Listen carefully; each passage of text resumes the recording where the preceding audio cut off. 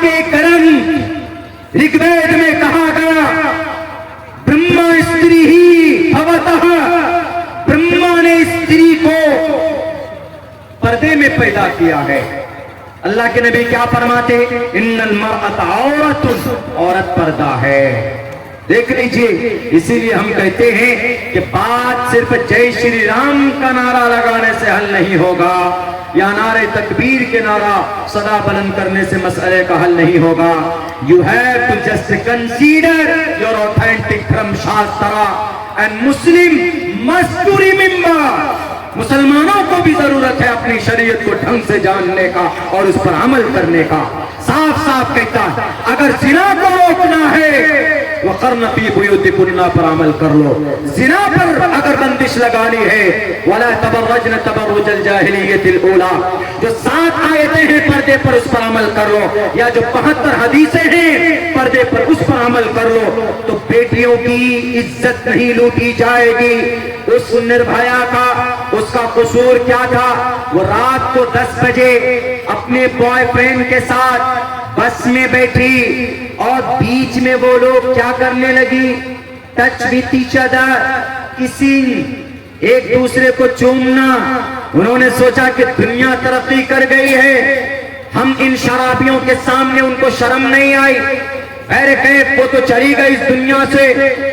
किसी बेटी के साथ ऐसा नहीं होना चाहिए, लेकिन अगर वो घर में रहती रात को 10 बजे नहीं निकलती और अपने बॉयफ्रेंड के साथ जब अपने वो चिमटने लगी, उन शराबियों ने देखा, उन्होंने कहा कि जब वो लड़की उसके साथ मिल सकती है, उसके साथ किस कर सकती है, वो खुलेआम वो रोमांस कर सकते हैं, हम क्यों नहीं। वो भी झपट पड़े और फिर उस बच्ची की इज्जत को लूटते हैं, और फिर इज्जत लूटने के बाद उनमें से एक पागल होता, हाफ माइंड होता है, उसको गुस्सा आता है, वो निर्भया के शर्मगाह के अंदर हाथ डालकर ऑर्गन्स को निकाल लेता है। ऑर्गन्स जो जितने भी एब्डोमेन सिस्टम में जो अंदर जो हार्ट और लीवर और किडनी वगैरह वगैरह, उन सबको पकड़कर खींचकर उनको जख्मी कर दिया था, उनको बाहर निकालने की कोशिश की थी।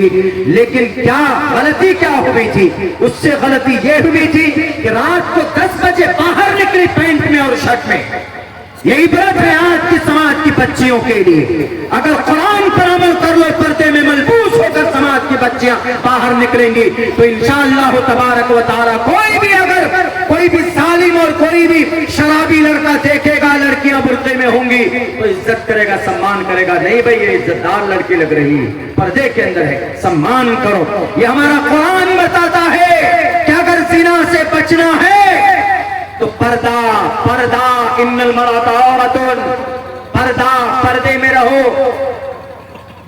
ये हमारा कुरान बताता है। और पुष्कर धामी साहब इसी कुरान को बदलने के लिए नए नए कानून लेकर आओ। तुम्हारे हाथ का लिखा हुआ और बनाया हुआ कानून है जो इंसानों को नफा नहीं देगा, नुकसान ही देगा। हमारे भारत के संविधान ने खुद उसको मना किया है कि भारत के संविधान में जबरदस्ती कोई कानून बनाकर थोपा नहीं जा सकता कि नहीं ये मुसलमान है तो इसके लिए कोई कानून बनाओ। भारत के आर्टिकल, हिंदुस्तान के आईन का दफा नंबर 15 में लिखा हुआ, प्रोहिबिशन ऑफ डिस्क्रिमिनेशन, भेदभाव करना गुनाह है। किस आधार पर? ऑन ग्राउंड्स ऑफ रिलीजन, धर्म के आधार पर, sex, caste, place of birth, कि नहीं ये झारखंड का है, आदिवासी है, पकड़कर जेल में डाल दो, सीएम हुआ तो क्या हुआ, क्यों ये सीएम बन गया, आदिवासी है। मिस्टर मोदी जी, आपको नहीं मालूम इस देश का मूल निवासी आदिवासी है। भारत का सबसे पुराना सपूत आदिवासी है। भारत का पुराना इस जमीन का मालिक आदिवासी होता है, संथाल होता है, जिन्हें आप जेल में पकड़कर ठोस रहे हो, जिन्हें आप अपने मंत्र के जरिए से, मन गढ़ंत मंत्रों के जरिए से उन्हें आपने शूद्र बनाया है। हालांकि वेद व्यास जी ने मना किया कि शूद्रो ब्रह्मणतामिति ब्रह्मणश्चैति शूद्रताम क्षत्रियो याति विद्रत्वम विखाद्वीच्यम तथेच सेके वात्रपति परचानाम कथम पुनर्जति कीर्त परभेदा। जब रब एक है तो इंसान को भी, टोटल इंसानों को उस रब ने एक समान पैदा किया, किसी को पाक नापाक पैदा नहीं किया।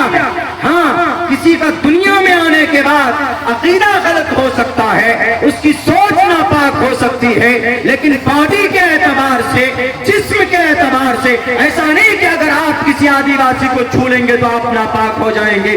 गलत कॉन्सेप्ट है। इसीलिए भारत का संविधान कहता है prohibition of discrimination on grounds of religion. धर्म के आधार पर कोई कानून नहीं बनाया जा सकता, रिलीजन के आधार पर नहीं बनाया जा सकता। हमारे कुरान को पढ़िए तो आपको पता चलेगा। 45 सेकंड में एक बेटी की इज्जत लूटी जाती है। अगर रेपिस्टों को कुरान के मुताबिक अगर सजा मिल जाए